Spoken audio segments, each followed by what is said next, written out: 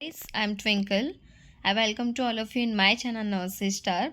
आज जो है हम स्केलेटल सिस्टम का थर्ड पार्ट देखेंगे। ठीक है, फर्स्ट एंड सेकंड मैंने आगे रखे हुए हैं, ये थर्ड पार्ट है। क्लियर? ओके। तो यहाँ पे जो क्वेश्चंस है हमारे फॉन्टानेल और रिपकेज के बारे में रहेंगे। देखो, जो भी फर्स्ट बार चैनल को देख रहे हैं वो लोग लाइक, फॉलो, शेयर और सब्सक्राइब करना बिल्कुल मत भूलना। ठीक है, ओके। देखो क्या लिखा है कि largest fontanelle is also known as what? Is the bregma fontanelle, lambda fontanelle, anterior fontanelle, या ऑप्शन ए एंड सी। पहली बात को फॉन्टानेल देखने को किस में मिलता है? तो न्यूबॉर्न बेबी में देखने को मिलता है। ठीक है, टोटल फॉन्टानेल्स होते हैं 6। ओके, उसमें हम लोग पढ़ते हैं वो होता है एंटीरियर फॉन्टानेल, जिसको हम ब्रेगमा के नाम से जानते हैं, और दूसरा होता है पोस्टीरियर फॉन्टानेल, जिसको हम लैम्बडा के नाम से जानते हैं। एंटीरियर फॉन्टानेल जो है वो डायमंड शेप का होता है। ओके, और पोस्टीरियर फॉन्टानेल जो है वो ट्रायंगुलर शेप का होता है। एंटीरियर फॉन्टानेल जो है वो फ्रंटल बॉन एंड हम बोले तो जो बीच वाला है ना, जो बोलते हैं हम पैराइटल बॉन है ना, उससे मिलके बना हुआ होता है, जबकि पोस्टीरियर फॉन्टानेल पैराइटल बॉन और ऑक्सीपिटल बॉन से जुड़कर बना हुआ होता है। दूसरे 4 बॉन कौन से हैं? तो एंटीरियर लैटरल बॉन की, जिसको स्पाइनोइड बॉन बोला जाता है, वो बोलते हैं पेयर्ड में होता है। और दो दूसरे जो है वो पोस्टीरियर जो है लैटरल बॉन की, जो भी पेयर्ड में होते हैं, और उसको मास्टोइड बॉन भी बोला जाता है। ठीक है, तो यहाँ पे सबसे लार्जेस्ट फॉन्टानेल होता है ब्रेगमा फॉन्टानेल, एंटीरियर फॉन्टानेल। ठीक है, और वो डायमंड शेप का होता है, उसकी हमने चर्चा कर ली है। ठीक है, तो क्या आंसर आएगा? ब्रेगमा एंड एंटीरियर। इसके लिए ऑप्शन नंबर डी जो है वो करेक्ट रहेगा, क्योंकि उसके अंदर ए एंड सी दोनों दिया हुआ है। ठीक है, तो क्या करेक्ट रहेगा यहाँ पे? यस, ऑप्शन नंबर डी पहले हमें आंसर दे। ओके, अभी देखो फॉन्टानेल कितने हैं और कैसे स्यूचर्स के वाइज बनते हैं।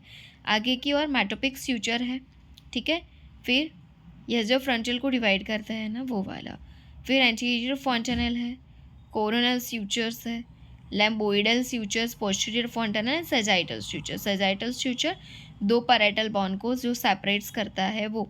ठीक है, पैराइटल एंड ऑक्सीपिटल को करे तो लैम्बोइडल स्यूचर्स है ना। ओके, नेक्स्ट देखो, चलो। Which of the following statement is correct in concern of posterior fontanel except? इसमें से कौन सा स्टेटमेंट करेक्ट है? किसके रिलेटेड? पोस्टीरियर फॉन्टानेल के रिलेटेड। देखो एक एक पढ़ना शांति से। ठीक है, तो हमको गलत ढूंढना है। 3 सही है, 1 गलत है। Smaller than the bregma fontanelle, हाँ ये तो सही है। ठीक है, ब्रेगमा इज द एंटीरियर, और एंटीरियर से तो सब जो है फॉन्टानेल सब छोटा है। Generally closes at 6 weeks of age. Okay, तो ये 6 वीक्स ऑफ एज पे जो है वो कंप्लीट होता है पोस्टीरियर फॉन्टानेल।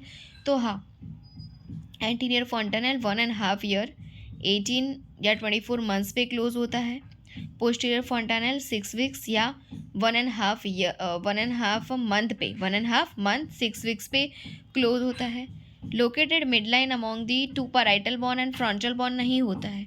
ठीक है, पोस्टीरियर फॉन्टानेल तो 2 पैराइटल एंड ऑक्सीपिटल बॉन का होता है ना।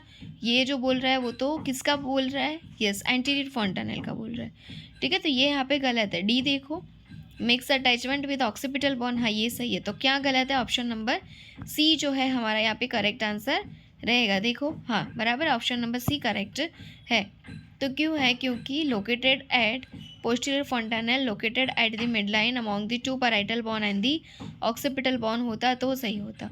ठीक है, मतलब कि अभी जो सी के अंदर बोला है कि located at the midline among 2 parietal bones and frontal bone, वो तो एंटीरियर फॉन्टानेल के बारे में बोला गया है। ठीक है, चलो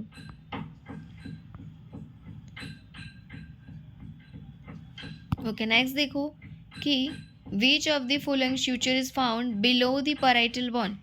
पैराइटल बॉन के बिलो जो है नीचे की साइड कौन सा स्यूचर्स देखने को मिलता है? पैराइटल के बीच में बोला होता सेपरेट वाला तो सजाइटल स्यूचर्स था, पर वो नहीं पूछा है, नीचे पूछा है। कोरोनल स्यूचर्स है, सजाइटल स्यूचर्स है, लैम्बोइडल स्यूचर्स है, या स्क्वामस स्यूचर है। तो देखो आपको यहाँ पे क्या बोला है कि ऑप्शन नंबर बी जो सजाइटल स्यूचर है वो तो बिटवीन पैराइटल बॉन होता। ठीक, ऑप्शन सी जो लैम्बोइड स्यूचर है वो तो पोस्टीरियर ऑफ द पैराइटल बॉन होता। कोरोनल स्यूचर है वो तो एंटीरियर ऑफ द पैराइटल बॉन होता। बट जो स्क्वामस फ्यूचर है ऑप्शन नंबर डी का, below and inferior of the parietal bone देखने को मिलता। ठीक है, तो यहाँ पे भी करेक्ट आंसर क्या रहेगा कि स्क्वामस फ्यूचर जो है वो देखने को मिलता है। देखो यहाँ पे जो है आप, यस करेक्ट आंसर आपका डी है। ठीक है, अब अभी देखो क्या बता रहा है। ये फॉन्टानेल का है, बराबर। फॉन्टानेल देखो किस तरीके से दिख रहा है, बॉनी प्लेट्स किस तरीके से सिचुएटेड है। दूसरा में एंटीरियर फॉन्टानेल, उसके पीछे क्या है, पैरेटल बॉन, फिर आगे है frontal bone, sphenoid fontanelle and mastoid fontanelle, सब आगे आपके फॉन्टानेल, यस बराबर। पीछे पोस्टीरियर फॉन्टानेल, दूसरे में भी एंटीरियर फॉन्टानेल, ऑक्सीपिटल बॉन। ठीक है, आगे frontal sutures, parietal bone, sagittal sutures, occipital bone and posterior fontanelle. हमको देखना है पैरेटल के बारे में, ठीक है ना। पैरेटल के बारे में है ओके, कि पैरेटल जो बॉन है उसके बिलो जो है वो क्या देखने को मिलता है, कौन सा फ्यूचर देखने को मिलता है वो। ठीक है, अभी देखो धीरे धीरे आपको बताया कि कैसे ये क्लोज होता है। 0 पे कैसा होता है, 3 पे धीरे धीरे गैपिंग क्लोजर होने की चालू होती है। 6 मंथ्स पे देखो स्पाइनोइडल, 12 मंथ पे मास्टोइडल एंड 18 मंथ्स पे एंटीरियर भी क्लोज हो जाता है। ठीक है, अभी यहाँ पे देखो आपको दिखा है कि पैरेटल बॉन है, यस, उसके पीछे की साइड क्या था आपका, क्या बोला था, स्क्वामस फ्यूचर्स है। देखो तो जरा, है दिख रहा है रेड कलर की लाइन में स्क्वामस फ्यूचर, उसके बिलो या इन्फीरियर दिख रहा है, बिलो या inferior, yes okay. Coronal futures जो बोला था कि वो पैरेटल बॉन के जो है वो एंटीरियर होता है, तो दिखाई दे रहा है कि आगे है वो, हाँ है बराबर। दूसरा सजाइटल तो उसके बीचों बीच होता है, वो भी दिखाई दे रहा है, हाँ बराबर। फिर यहाँ पे क्या लैम्बोइडल फ्यूचर्स है, हाँ है। और लैम्बोइडल फ्यूचर्स एक्चुअली कहाँ पे होता है, तो पोस्टीरियर होता है। कहाँ पे होता है, पोस्टीरियर होता है, याद रहेगा। एंटीरियर कोरोनल में होगा पैरेटल के, ठीक है, बिटवीन में होगा सजाइटल, पोस्टीरियर में होगा लैम्बोइडल, और बिलो या इन्फीरियर में होगा कौन सा, स्क्वामस फ्यूचर्स। क्लियर हो गया है, हाँ बराबर। ये सारी सिचुएशन याद रखनी पड़ेगी एनाटॉमी एंड फिजियोलॉजी के अंदर। अभी नेक्स्ट देखो क्या है कि which of the following statements correctly describe the anterior fontanelle. अभी आपको बोला है कि एंटीरियर फॉन्टेनल के बारे में करेक्ट क्या है वो ढूंढना है, मतलब एक ही करेक्ट है, बाकी तीनों के तीनों, बाकी या एक दो करेक्ट हो सकते हैं। क्या है देखो जरूर, कि it is the largest fontanelle in an infant, हाँ ये एकदम करेक्ट है बराबर। एंटीरियर फॉन्टानेल लार्जेस्ट होता है, तो 1 वाला तो आएगा ही आएगा। फिर it is located at the junction of the coronal and sagittal futures, ठीक है, ये junction of the coronal and sagittal futures के बीच में जो है वो देखने को मिलता है, तो वो करेक्ट नहीं। And from the triangular shape, sagittal and coronal तो सही है, सजाइटल मतलब पैरेटल बॉन वाला, और कोरोनल मतलब कि फ्रंटल, यहाँ तक तो सही था। पर ट्रायंगुलर शेप का करेक्ट नहीं है, क्योंकि ये तो डायमंड शेप का होता है, ठीक है, तो वो करेक्ट नहीं है, इसलिए सेकंड तो गलत हो गया। It usually closes by the age of 6 months, नहीं, ये तो 1.5 ईयर या 12 to 18 मंथ्स पे क्लोज होता है, तो 3 भी गलत है, 2 भी गलत है।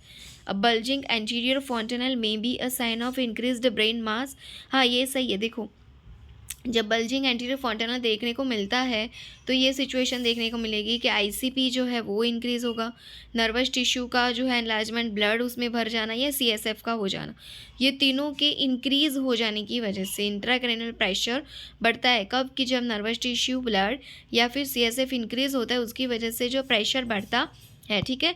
तो 1 भी करेक्ट है और 4th भी करेक्ट है। It is the largest fontanelle in an infant और bulging anterior fontanelle may be a sign of increased brain mass, ये भी करेक्ट है। तो ऐसा कौन सा ऑप्शन है जिसके अंदर 1 and 4th ओनली दिया हो, ऑप्शन नंबर बी है ना। तो यहाँ पे क्या करेक्ट हो जाएगा हमारा, ऑप्शन नंबर बी करेक्ट होगा। नेक्स्ट देखो क्या है कि in newborn the coronal sutures associate with how many bones, coronal sutures कितने बॉन्ड से मिलके बने हुए होते हैं। तो see of that coronal sutures कहाँ पे देखो, और कितने बॉन्ड से उसके ऊपर आगे के साइड 2 फ्रंटल और पीछे की साइड 2 पैराइटल, मतलब कितने बॉन्ड का होगा ये, यस 4 का। तो क्या करेक्ट रहेगा, ऑप्शन नंबर हमारा बी करेक्ट रहेगा, ठीक है रहेगा। हाँ देखो मैंने जैसे आपको समझाया वही है कि न्यूबॉर्न के अंदर हमारे में एक ही फ्रंटल होता है, एडल्ट में, न्यूबॉर्न में 2 फ्रंटल होता है, पैराइटल तो हमारे में भी 2 ही होगा और 2 पैराइटल होता है, ये मिलके जो है कोरोनल स्यूचर्स 4 बॉन्ड का बना हुआ होता है। ये फिगर देखो आपको क्या बताना चाहती है, स्यूचर्स देखो सारे फ्रंटल बॉन्ड को जो सेपरेट करता है उसको मेटोपिक स्यूचर्स बोलते हैं, बीच में एंटीरियर फॉन्टानेल है, जो फ्रंटल एंड पैराइटल को डिफरेंट करते हैं उसको कोरोनल स्यूचर्स बोलते हैं, पैराइटल बॉन्स को जो सेपरेट करते हैं वो सजाइटल स्यूचर्स है। फिर पोस्टीरियर फॉन्टेनल है और ऑक्सीपिटल बॉन है। ऑक्सीपिटल और पैराइटल को जो डिफ्रेंशिएट्स करता है उसको लैम्बोइडल स्यूचर्स बोलते हैं। ठीक है, देखो यहाँ पे क्या है, एंटीरियर फॉन्टेनल, पोस्टीरियर फॉन्टेनल, ठीक है, पोस्टीरियर लैटरल जो मास्टोइड फॉन्टेनल है वो दिखाया हुआ है। ठीक है, और मेटोपिक स्यूचर्स की जो फ्रंटल को डिफ्रेंशिएट्स करते हैं, एंटीरियर को ब्रेगमा भी बोलते हैं। कोरोनल स्यूचर्स की जो फ्रंटल एंड पैराइटल बॉन को डिफ्रेंशिएट्स करते हैं। पैराइटल बॉन की जिसके बिटवीन में सजाइटल होता है, स्क्वामोजल एक दिखाया हुआ है आपको, और लैम्बोइडल स्यूचर्स की जो ऑक्सीपिटल एंड पैराइटल को डिफ्रेंशिएट्स करते हैं। ठीक है, इतना क्लियर हो गया? यस। ओके, शांति से देखोगे, सुनोगे, सब क्लियर होगा, बिकॉज इमेजेस भी है, सब कुछ है। ओके, नेक्स्ट देखो, मैचिंग है कि कोरोनल स्यूचर्स तो क्या बिटवीन सुपीरियर लैटरल होता है, पैराइटल स्यूचर्स एंटीरियर स्यूचर्स है, लैम्बोइड स्यूचर्स रिलेट्स विद द टेम्पोरल बॉन है, या स्क्वामस स्यूचर्स पोस्टीरियर स्यूचर्स है। तो क्या यहाँ पे करेक्ट रहेगा?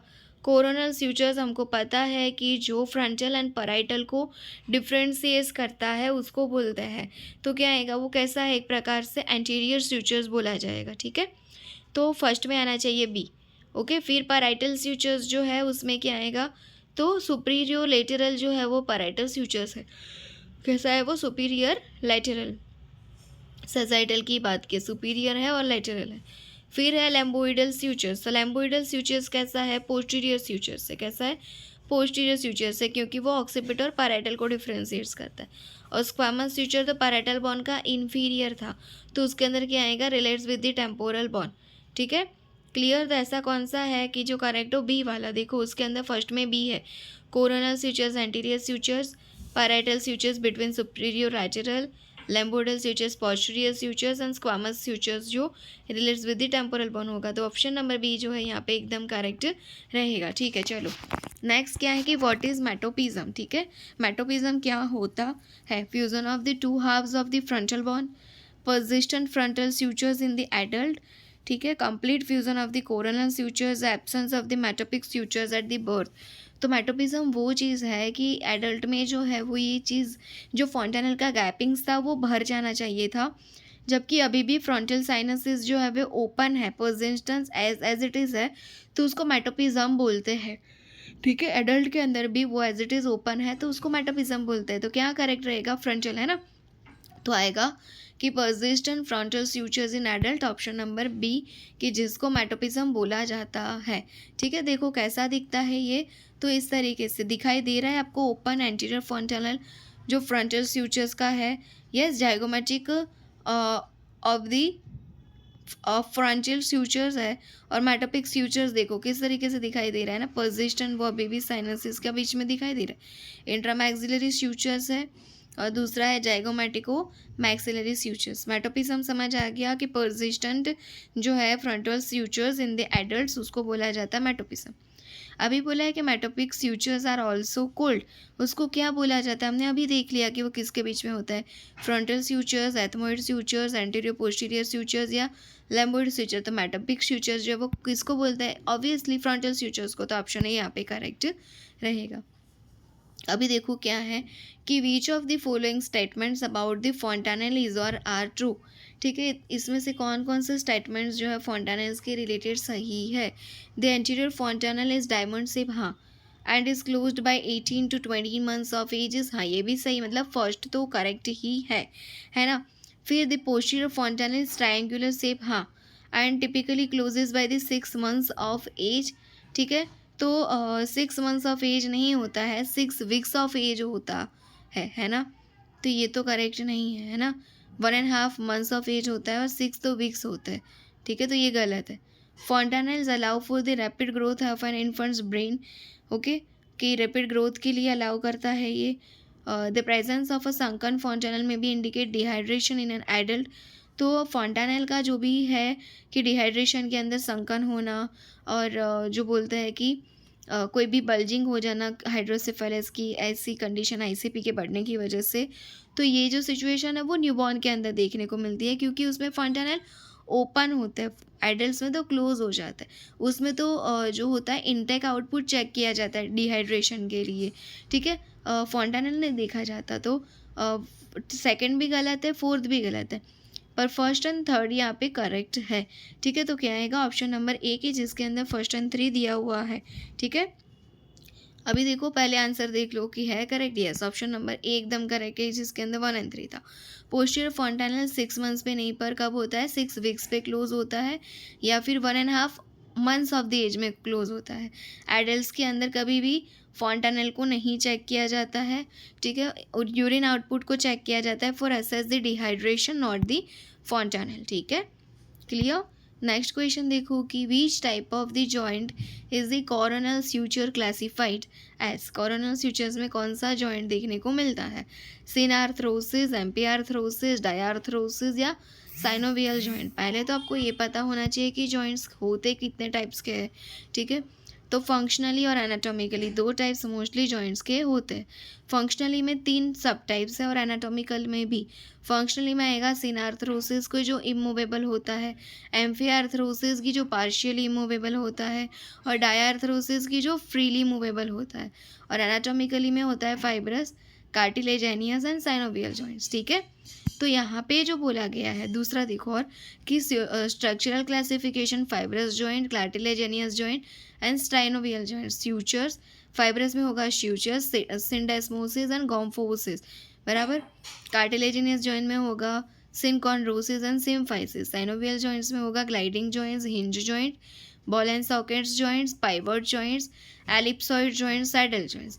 फंक्शनल क्लासिफिकेशन के भी 3 टाइप्स, सिनार्थ्रोसिस, एम्फियार्थ्रोसिस, डायर्थ्रोसिस। सिनार्थ्रोसिस जो है वो बिल्कुल ही मूव नहीं होता है, एम्फियार्थ्रोसिस थोड़े होते हैं और डायर्थ्रोसिस फुल्ली मूवेबल होते हैं। इसके लिए उसके अंदर आएगा uniaxial joint, biaxial joint and multi axial joint.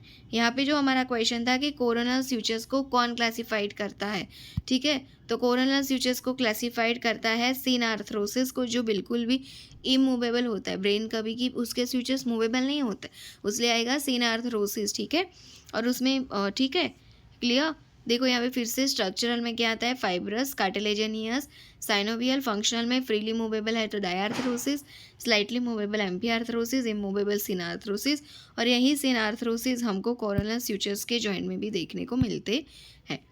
Clear. Which of the following best describes the structural classification of the sutures in the skull. अभी पूछा है फाइनली कि स्ट्रक्चरल क्लासिफिकेशन, तो स्ट्रक्चरल मतलब क्या, एनाटॉमिकल, और एनाटॉमिकल में आता है फाइब्रस, कार्टिलेजेनियस और साइनोवियल। ठीक है, और स्ट्रक्चरल क्लासिफिकेशन में भी यहाँ पे स्ट्रक्चर स्यूचर्स इन द स्कल जो है वो उसका क्लासिफिकेशन पूछा है, तो क्या आंसर आएगा, फाइब्रस जॉइंट आएगा। कैसा है वो, स्ट्रक्चरली फाइब्रस है और फंक्शनली सिनार्थ्रोसिस इमूवेबल है। ठीक है, तो क्या करेक्ट रहेगा, ऑप्शन नंबर डी जो है यहाँ पे करेक्ट रहेगा। ये वाली फिगर को देखिए क्या कहना चाहता है कि यहाँ पे आपको दिखाया गया है फर्स्ट के अंदर जो है वो डेंस फाइब्रस कनेक्टिव टिश्यू, बराबर। फाइब्रस कनेक्टिव टिश्यू स्यूचर्स लाइन के अंदर दिखाई देते हैं, स्यूचर्स देखो उसके अंदर। फिर आपको दिखाया कि अल्ना के अंदर सिंडेस्मोसिस देखने को मिलता है। ठीक है, क्या सिंडेस्मोसिस देखने को मिलता है। एंटी ब्रेकियल इंटरओशियस मेम्ब्रेन होता है रेडियस और अल्ना में। और गोम्फोसिस की जो बात की थी वो हमारे गम के अंदर देखने को मिलता है, जिसमें आपको दिखाया हुआ है। ठीक है, क्या दिखाया हुआ है, यस, तो आपको सॉकेट दिखाया हुआ है और गोम्फोसिस जॉइंट्स है, root of the teeth and periorbital ligament. और रेडियस और अल्ना के बीच में एम्फियार्थ्रोसिस पार्शियली मूवेबल होता है, जबकि डायर्थ्रोसिस के अंदर जो है वो फ्रीली मूवेबल हमारे टीथ की गोम्फोसिस। और यहाँ पे सिनार्थ्रोसिस स्यूचर्स लाइन के अंदर ब्रेन में, ठीक है, वो फाइब्रस जॉइंट और सिनार्थ्रोसिस होता है। क्लियर है, ओके। नेक्स्ट आप देखिए क्या है कि read the following, coronal sutures no movement. ठीक है, कोरोनल स्यूचर्स के अंदर कोई मूवमेंट नहीं होती है, आपको इनकरेक्ट ढूंढना है। ठीक है, कितने जो है यहाँ पे इनकरेक्ट है वो आपको ढूंढना है। तो कोरोनल स्यूचर्स के अंदर जो है वो मूवमेंट नहीं होती है, तो वो तो जो है करेक्ट है। लैम्बोइडल स्यूचर्स जो है वो सिनार्थ्रोसिस फंक्शनली रहता है, तो वो भी एकदम करेक्ट है। ठीक है, कि वो सिनार्थ्रोसिस ही रहेगा, है ना। और सिनार्थ्रोसिस का मतलब ही क्या होता है कि बिल्कुल भी मूवमेंट नहीं होती है, वो भी एक पार्ट है, तो नो मूवमेंट बोले या सिनार्थ्रोसिस बोले।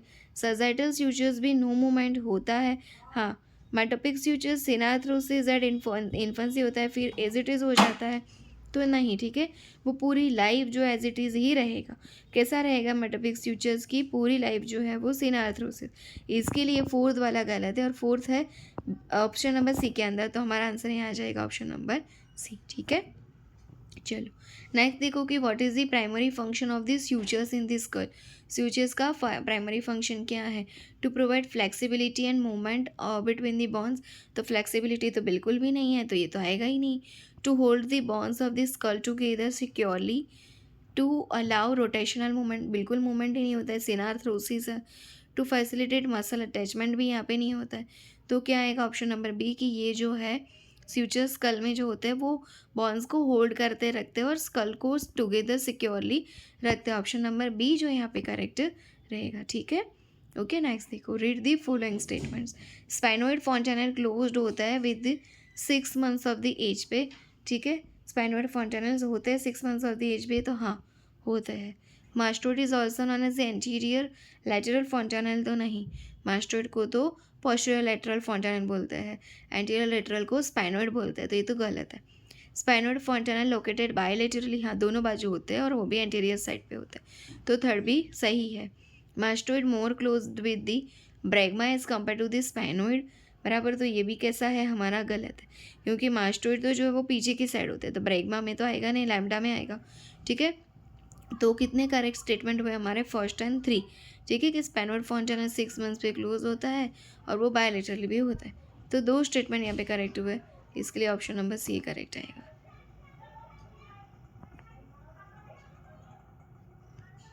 नेक्स्ट देखो कि which of the following describes the suture joint after it has fully ossified in an adult। बराबर, क्या पूछा है कि which of the following describes the suture joint after it has fully ossified in an adult. बराबर, suture's joint है वो fully ossified in an adult हो जाएगा, तो उसको क्या बोलते हैं? सिनोस्टोसिस, सिनकॉन्ड्रोसिस, क्रैनियोसिनोस्टोसिस या सिंडेस्मोसिस। ठीक है, तो यहाँ पे उसके बारे में थोड़ा देखो, मैंने बताया है कि क्रैनियोसिनोस्टोसिस जो है उसका मतलब तो होता है कि immature closure of the suture. Craniosynostosis मतलब कि immature closure of the sutures. Chondrocytes का मतलब होता है कार्टिलेज। क्या होता है कॉन्ड्रोसाइट्स? किसके अंदर होता है? ये सिनकॉन्ड्रोसिस जो बोला है ना, उसमें कॉन्ड्रोसिस वो कॉन्ड्रोसाइट्स पे कार्टिलेज होता है। ठीक है, और सिंडेस्मोसिस जो है वो होता है हमारा फाइब्रोकार्टिलेजियस जॉइंट जो प्रेजेंट्स है between the radius ulna and tibia और फिब्यूला के बीच में। पर जब स्यूचर्स जॉइंट आफ्टर फुली ऑसिफाइड हो जाता है उसको बोला जाता है सिनोस्टोसिस के नाम से। क्या बोला जाता है? सिनोस्टोसिस के नाम से, और वो ऑप्शन नंबर ए में है, तो हमारा आंसर करेक्ट भी क्या रहेगा? Option number A. देखो यहाँ पे क्या बोला है आपको, किस तरीके से दिखता है? सिनोस्टोटिक ट्राइगोनोसिफाली, सिनोस्टोटिक स्कैफोलोसिफाली, मेटोपिक कोरोनस सजाइटल लैम्बोइड स्यूचर्स दिखा है आपको, normal Shefali, सिनोस्टोटिक ब्रैकेसिफाली, सिनोस्टोटिक anterior प्लासियोसिफाली and सिनोस्टोटिक posterior प्लाजियोसिफाली। इतना नहीं आता है आपको, सिर्फ इतना याद रखना है कि ऐसा तो कौन सा स्यूचर्स जॉइंट है वो after it has fully ossified in an adult देखने को मिलता है, वो है सिनोस्टोसिस। ठीक है, इमेच्योर होगा तो क्रैनियोसिनोस्टोसिस, सिनकॉन्ड्रोसिस कॉन्ड्रोसाइट्स कार्टिलेज के अंदर देखने को मिलता है, और सिंडेस्मोसिस फाइब्रोकार्टिलेजियस जॉइंट है कि जो रेडियस अल्ना टिबिया और फिबिला के बीच में देखने को मिलता है। नेक्स्ट देखो कि which of the following statements best describe the function of the sphenoid and mastoid fontanels. ठीक है, तो स्पाइनोइड एंटीरियर लैटरल पेयर के अंदर होता है, मास्टोइड पोस्टीरियर लैटरल के अंदर पैड में होता है। They allow for the overlapping of the skull bones during the child birth. Allow करता है क्या ये? हाँ बिल्कुल करता है, सारे फॉन्टेनल्स करते हैं, तो ये भी करता है। They provide spaces for the growth of the brain during the infancy. हाँ, सारे के सारे स्पेसिस जो है वो ब्रेन के लिए भी ज़रूरी है, ग्रोथ के लिए, तो वो भी करेक्ट है। ठीक है, फिर क्या बोला है कि they are crucial for the accommodation of the brain growth and skull expansion. तो ये तो वही चीज़ हुई, ग्रोथ की बोलो या accommodation of the brain growth का बोलो। They remain open through out the adulthood, तो ओपन नहीं होता है एडल्टहुड के दरमियान, ये क्लोज हो जाता है स्पाइनोइड 6 मंथ्स पे और मास्टोइड 9 मंथ्स पे क्लोज हो जाता है। ठीक है, तो क्या करेक्ट रहेगा हमारे यहाँ पे? First, second and third. ठीक है, ऐसा कौन सा है? सी। ठीक है, तो ऑप्शन नंबर सी यहाँ पे हमारा करेक्ट रहेगा। नेक्स्ट देखो कि during a physical examination of an infant which of the following parameter identifying and examining the sphenoid and mastoid fontanel. बच्चों में आप जब फिजिकल एग्जामिनेशन करते हो तो स्पेनोड और मास्टोड के रिलेटेड क्या सही है, क्या देखोगे आप उसके अंदर? All of the below. Fontanelle की साइज़ देखोगे, हाँ। फॉन्टानेल टेंशन और फॉन्टानेल सिमेट्री भी देखोगे, बच्चों के अंदर देख रहे हैं तो फॉन्टानेल की साइज़ भी, टेंशन भी और सिमेट्री भी देखोगे, मतलब कि ऑल ऑफ द बिलो आएगा। ऑप्शन नंबर ए यहाँ पे करेक्ट रहेगा। नेक्स्ट देखो कि which of the following statements is or are true regarding the implication of the size difference between the anterior and posterior fontanelle. तो a large anterior fontanelle may indicate condition such as कि hydrocephalus or hypothyroidism if it is does not close. okay if it does not close, कब close नहीं होता है? तो close the on time. ये जब close नहीं होता है तो वो ऐसा बोला जाता है कि वो लार्ज है, तो वो इंडिकेट करता है हाइड्रोसिफिलिस या हाइपोथायरॉइडिज्म की वजह से होता है। हाँ, सही है। फिर the small size of the posterior fontanelle generally reflects normal development and early closure. तो बराबर है, ये भी बराबर। स्मॉल साइज होना पोस्टीरियर फॉन्टानेल का तो वो बताता है कि नॉर्मल डेवलपमेंट और अर्ली क्लोजर होने की तैयारी है। फिर both fontanelles are typically the same size at birth with the posterior fontanelle। नहीं, तो वो सेम साइज़ के तो नहीं होते, ठीक है, अलग अलग होता है क्योंकि उसका तो शेप ही अलग है। देखो एंटीरियर का क्या है, तो वो तो डायमंड है और पीछे वाला ट्रायंगुलर है, तो ये तो सही नहीं है, ठीक है। सी वाला गलत है कि सेम साइज़ का तो नहीं होता है। The size of the anterior fontanelle, ठीक है। तो लास्ट देखो क्या है कि size of the anterior fontanelle is directly related to the rate of the brain growth in the first 2 years of the life. हाँ, क्योंकि जो है वो 18 to 24 मंथ्स तक ये देखने को मिलता है, 1.5 year तक। तो 2 years तक ये डायरेक्टली ब्रेन ग्रोथ पे हम फिजिकल एग्जामिनेशन में भी देखेंगे, ठीक है। तो क्या करेक्ट रहेगा कि फर्स्ट, सेकेंड और फोर्थ जो है यहाँ पे करेक्ट है ना। सी नहीं है, सी गलत है। तो क्या आएगा? फर्स्ट, सेकेंड एंड फोर्थ, मतलब ऑप्शन नंबर सी जो है यहाँ पे आपका करेक्ट रहेगा। ओके, चलो नेक्स्ट देखो कि which one is the odd condition that associate with the depressed fontanelle, मतलब कि संकन fontanelle में क्या आएगा? तो डिहाइड्रेशन की वजह से भी देखने को मिलता है, क्रेनियोसिनोस्टोसिस जो है उसकी वजह से भी देखने को मिलता है। Have you remember for that is ना कि व्हाट इज़ द क्रेनियोसिनोस्टोसिस? यस, क्या था क्रेनियोसिनोस्टोसिस? तो वो था हमारा कि उसके अंदर इमेच्योर क्लोजर ऑफ दी स्यूचर्स होता है तो भी डिप्रेस देखने को मिलेगा, और माइक्रोसिफाली छोटा ब्रेन होगा तो भी देखने को मिलेगा। पर हाइड्रोसिफिलस के अंदर तो बल्जिंग fontanelle होगा। इसके लिए जो बी है हाइड्रोसिफिलस, वो इसके अंदर क्या आएगा? तो वो ऑड है ना। ऑड और इवन पढ़ते हैं ना वैसा वाला। तो यहाँ पे ऑप्शन बी जो है एकदम करेक्ट रहेगा। देखो अभी यहाँ पे आपके देखो क्रेनियोसिनोस्टोसिस जो इमेच्योर क्लोजर होता था ना, वो कंडीशन कैसा दिखता है उसकी वजह से बेबी का हेड, है ना। तो it is a condition in with the bonds of the skull are fused together prematurely affecting the development of the skull। Okay, next thing देखो कि क्या है? Lozenge सेप्ड fontanelles। Lozenge step fontanelle किसको बोलता है? एंटीरियर को, पोस्टीरियर को, anterior lateral को या पोस्टीरियर लेटरल को? लोजेंज सेप जो है जिसको हम बोलते हैं डायमंड शेप, और उसी को बोलते हैं हम एंटीरियर fontanelle। तो ऑप्शन नंबर कौन सा करेक्ट रहेगा? हमारा ए करेक्ट रहेगा। देखो ये डायमंड शेप है, एंटीरियर fontanelle, उसी को लॉजेंज शेप बोलते हैं। ट्रायंगुलर होता तो पोस्टीरियर होता, ठीक है। नेक्स्ट देखो कि how many fontanelle seen in the skull bone. तो हमको तो पता है कितने fontanelle होते हैं, 6। कैसे? तो एक एंटीरियर fontanelle, दूसरा posterior fontanelle, 2 anterior lateral fontanelle या स्पाइनोइड fontanelle हो गए 4, और 2 होते हैं पोस्टीरियर लैटरल fontanelle मतलब कि मास्टोइड fontanelle हो गए 6। तो ऑप्शन नंबर सी यहाँ पे करेक्ट रहेगा। आपको भी ऐसे आना ही चाहिए, ठीक है। चलो नेक्स्ट क्या है कि how many individual true ribs are there in the average human skeleton, ठीक है। एवरेज ह्यूमन स्केलेटन के अंदर जो है वो कितनी ट्रू रिब्स होगी? आपको पैर में पूछा होता तो 7 आ सकती थी, पर आपको पैर नहीं पूछी, इसलिए क्या आएगा? 14 रिब्स आएगी। बराबर, सिंगल 14 होती है, पैर के अंदर 7 होती है। तो ऑप्शन नंबर यहाँ पे आपका ए करेक्ट रहेगा। देख लो फिर ये सारी इमेजेस हम देखते हैं, ठीक है, क्या कहना चाहता है और कैसे है, कितनी टोटल रिब्स होती है। ओके, तो देखो होता है पहले ऊपर की साइड क्लेविकल, कॉलर बोन, फिर आपको रिब को काउंट करना है 1 2 3 4 5 6 7, ठीक है। और 7 तक की रिब्स देखो कैसे जुड़ी हुई है स्टर्नम ब्रेस्ट बोन के साथ, और फिर की 8 9 एंड 10 जो है वो उतनी जुड़ी हुई नहीं है, वो कार्टिलेज टाइप का है, और 11 12 पीछे की साइड है ना। तो और पीछे एकदम है वर्टिब्रा बैकबोन के साइड जो है वो पोस्टीरियरली जुड़ती है, एंटीरियरली वो ब्रेस्टबोन स्टर्नम के साथ जुड़ती है। क्लियर। देखो यहाँ पे क्या है कि ऊपर 2 क्लेविकल, फिर है manubrium of this sternum, body of the sternum, और कौन सा है तो सिफोइड, बराबर, प्रोसेस, जीफोइड प्रोसेस उसके अंदर देखने को मिलेगा। स्कैपुला जिसको हम शोल्डर बोन भी बोलते हैं। फर्स्ट एंड 7 जो है वो ट्रू रिब्स है, 8 to 12 जो है वो फॉल्स रिब्स है। ठीक है। Cartilage connects ribs to the sternum, the ribs connects to the sternum in front and the vertebral column in the back. ठीक है। मैंने जैसे बोला कि आगे एंटीरियरली जो फ्रंट साइड पे वो स्टर्नम के ब्रेस्ट बोन के साथ जुड़ी हुई होती है, और पोस्टीरियर जो बैक साइड है उसके साथ वो वर्टिब्रल कॉलम के साथ जुड़ी हुई रहती है। ठीक है।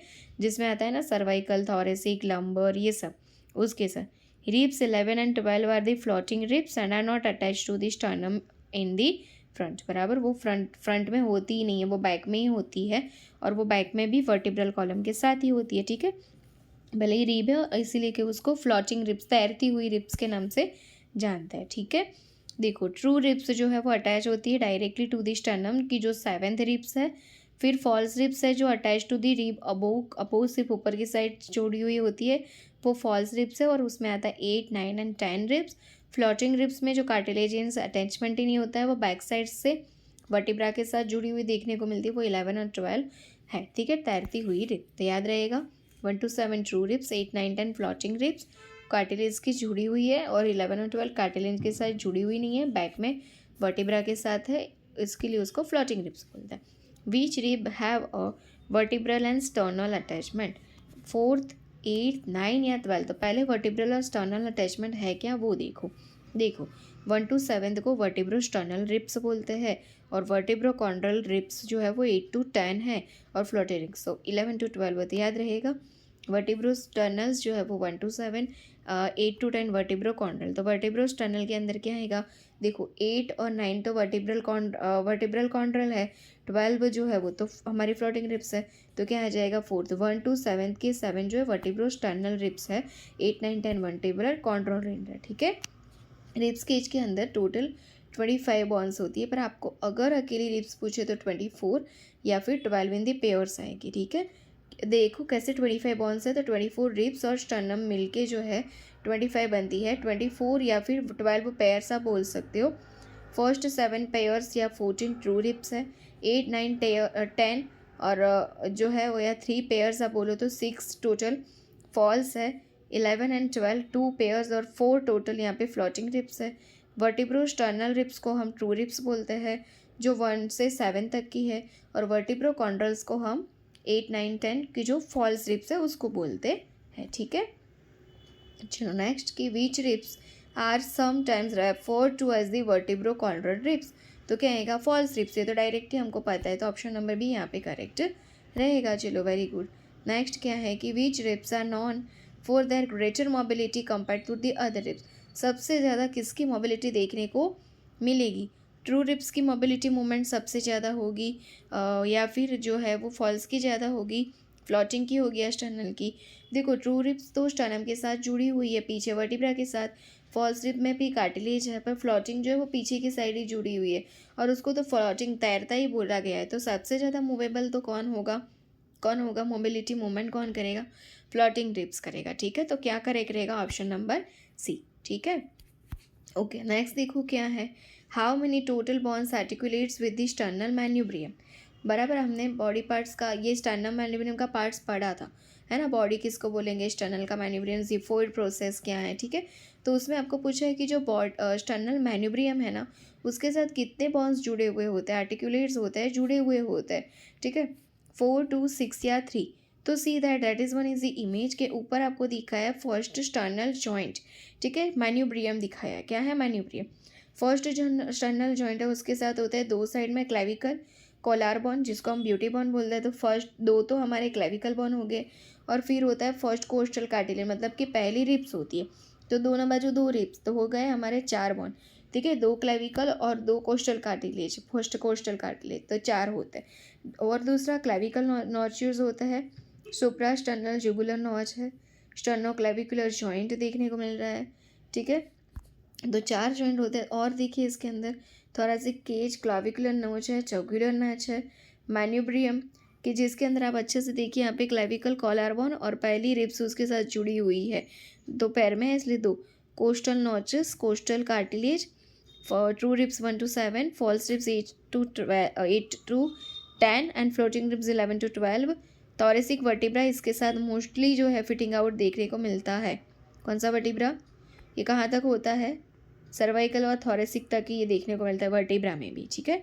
और फिर स्टर्नल एंगल है at the rib two, body, xiphoid process, intercostal space, neurovascular bundle, intercostal vein, artery and nerve, ठीक है, क्लियर। तो देखो आंसर यहाँ पे क्या करेक्ट रहेगा, ऑप्शन नंबर सी, क्योंकि एक्चुअली क्वेश्चंस भी हमारा था कैसा, यस बराबर। How many total bones articulates with the sternal manubrium, तो दो तो हमारा क्या हो जाएगा, क्लेविकल, ठीक है। फिर दो तो हमारी हो जाएगी रिब्स, है ना, दो तो हमारी क्या थी, तो रिब्स थी, ठीक है, और नीचे की और एक, तो क्या हो जाएगी टोटल 6 जो है यहाँ पे बॉन्स आपको उसके साथ जुड़े हुए देखने को मिलेंगे, देखो है, ठीक है। तो 6 बॉन्स जो है वो मैन्यूब्रियम के साथ जुड़े हुए होते हैं। The angle of Louis is located at the junction of, angle of Louis कौन सी जगह पे होता है, ribs and sternum, sternal body and xiphoid process, manubrium and ribs body, या sternal body and the manubrium. तो आपका जो ये Louis, angle of the Louis है वो देखो कहाँ पे होता है, एंगल ऑफ द लुईस दिखाई दे रहा है, angle of the Louis, yes. और वो किस किस के बीच में है, तो स्टर्नल बॉडी बराबर ऊपर की ओर स्टर्नल बॉडी और मैन्यूब्रियम के बीच में होता है, ओके। तो यहाँ पे आंसर भी हमारा करेक्ट क्या रहेगा, देखो यहाँ पे और अच्छे से, sternal ridge, angle of Louis, intercostal space, clavicle, suprasternal notch, medical avicular line, ठीक है, और फोर्थ इंटरकोस्टल स्पेस, ऐसे देखते हैं। तो जो एंगल ऑफ लुईस है वो स्टर्नल बॉडी एंड मैन्यूब्रियम के बीच में देखने को मिलता है, ऑप्शन नंबर डी यहाँ पे हमारा करेक्ट रहेगा। नेक्स्ट देखो कि this sternal angle corresponds to the level of which vertebra, जो स्टर्नल एंगल है वो कौन सी वर्टिब्रा के साथ, हमको पता है थोरेसिक तक ही होता है, T1 at the second intercostal space, T2 at the first intercostal space, T1 at the first intercostal space, या T2 at the second intercostal space, ठीक है।